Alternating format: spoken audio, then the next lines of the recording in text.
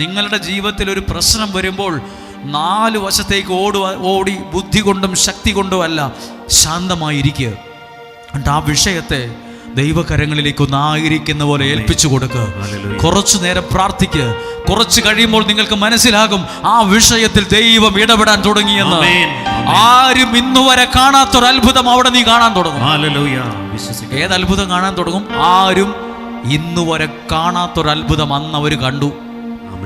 അന്ന് വരെ അവർ കണ്ടിട്ടില്ല. അപ്പം എടുത്ത് ഇങ്ങനെ പ്രാർത്ഥിച്ച് എല്ലാവർക്കും കൊടുത്ത് മിച്ചമുണ്ടാകുന്ന അത്ഭുതം അന്നുവരെയും ആരും കണ്ടിട്ടില്ല.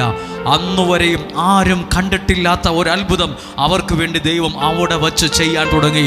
നമ്മുടെ ജീവിതത്തിലെ പ്രശ്നങ്ങളും പ്രതിസന്ധികളും ദൈവത്തോടുള്ള ബന്ധത്തിലാണോ പരിഹരിക്കുന്നത്?